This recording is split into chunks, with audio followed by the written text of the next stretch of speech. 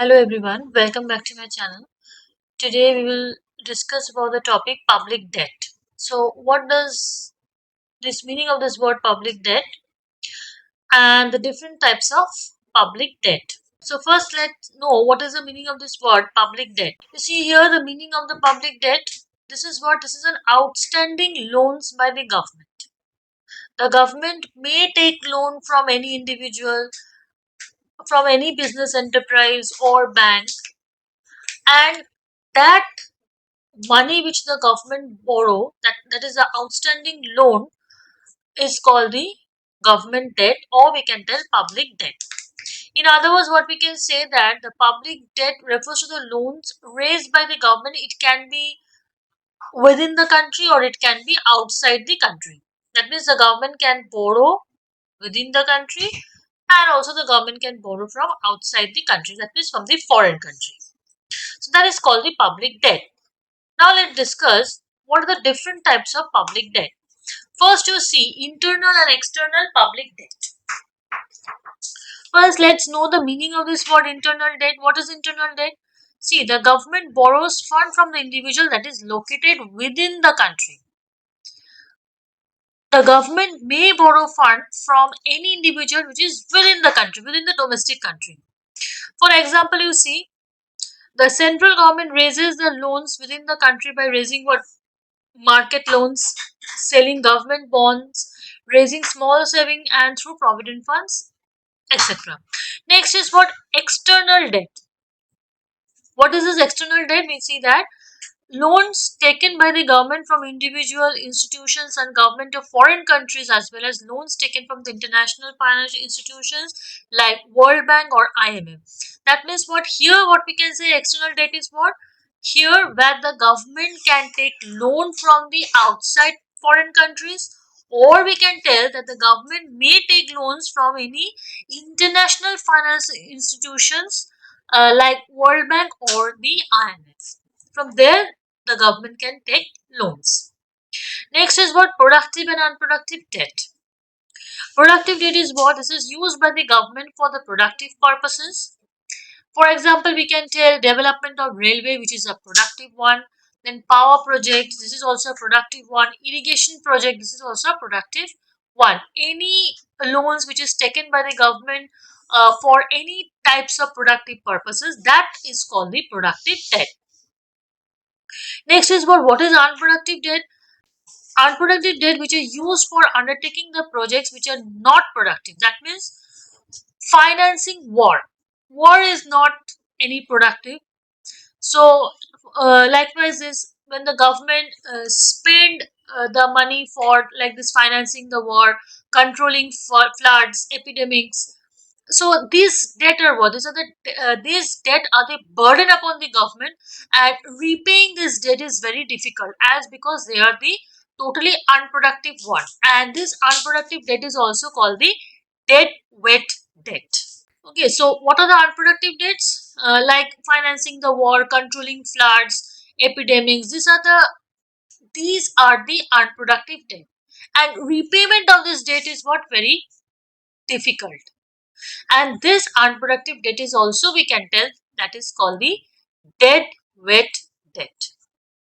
Next, short term and long term debt.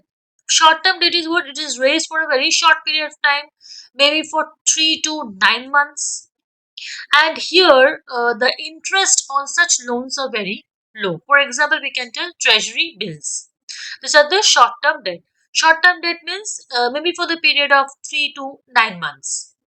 And here the interest on such loans are very less. And long term debt is what? It is repayable after a long period of time, say maybe 5 years or for more. Here the interest rate is very much high. Any long term debt, the interest will be very high, and any short term debt, the interest will be very low, because these loans are given for a short period of time. And long term debt, here the loans are given for a long period of time. Next is the methods of debt redemption. First is repudiation of debt. See, it means refusal to pay debt by the government. It refuses to pay the interest as well as the principal amount of debt. The government may face a difficulty in raising the new loans in the future. The government does not like to repudiate debt, but in case of an extreme situation, the government may follow this policy. So, this policy was done in the Soviet Russia in the year 1970. So, what is the meaning of this word repudiation of the debt? Is the when the government refused to pay the debt. That is called the refusal repudiation of the debt. That means here the government refuses to pay the principal amount as well as the interest also. The government does not want to pay the interest as well as the principal amount of the debt. And why the government does this? Because the government may face very much difficulty in raising the new loans in the future. So from where the government will repay the debt. So the government itself find much difficulty in raising the new loans for the future. So so the thing is that the government does not like to repudiate the debt. But if the situation is an extreme one, then the government has to repudiate the debt. And this was happened in the year 1970 in the Soviet Russia. Next is what refunding. What is refunding?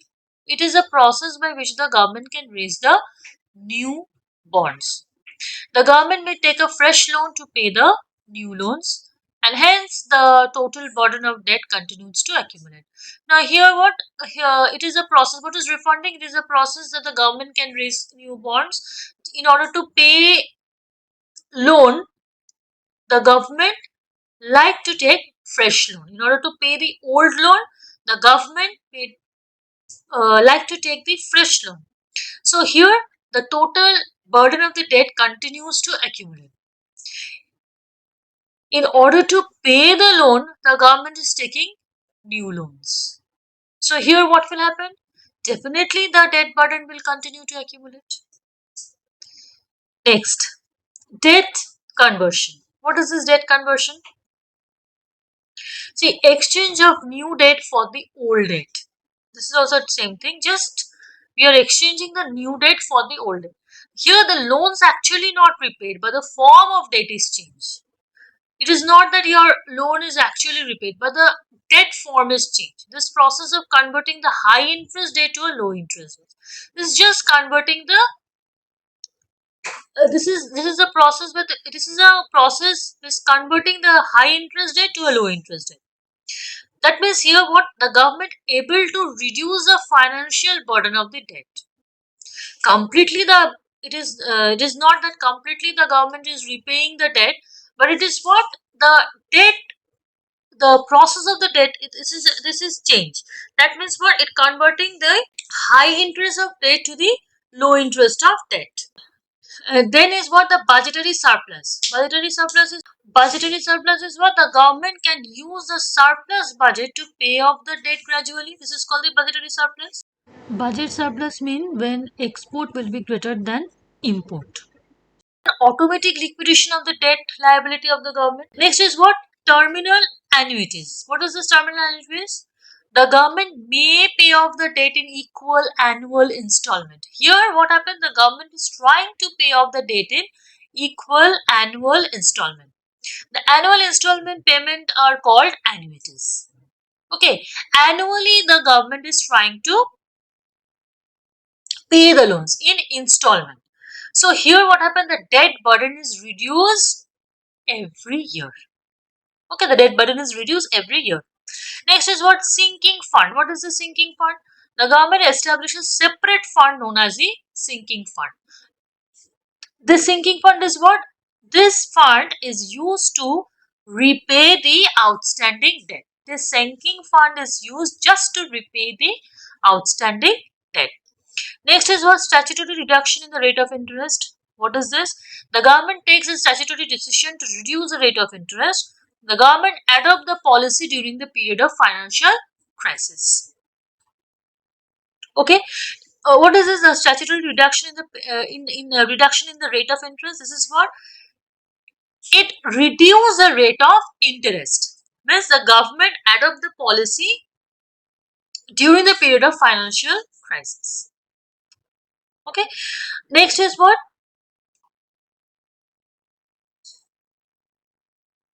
Capital levy. It refers to the heavy tax on property and wealth. What is this capital levy? Uh, the heavy taxes imposed on property and wealth.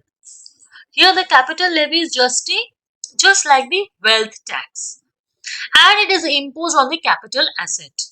It is imposed on the rich and progressive scale.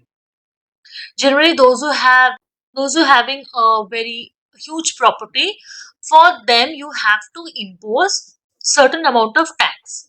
So that is called what? That is called the capital. That is called the wealth tax, and it is imposed on only on the capital asset.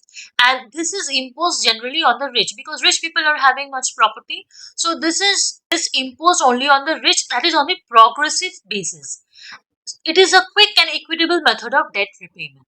So when we are taking the tax from the rich people, so this is also a very quick method of repayment of the debt. We are paying this to what? We are paying the tax to the government.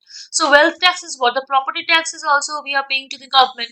So in that case, it is a very easy and very quick method for the repayment of the debt. Next is what? Export surplus. It is used to repay the internal debt. If the foreign loans are invested in those countries which produce exportable goods, the loans can be easily repaid. So this is also what? This is also used to internal debt is payment. Internal debt, I already told that internal debt is what? When the government take loans within the country. That is internal debt.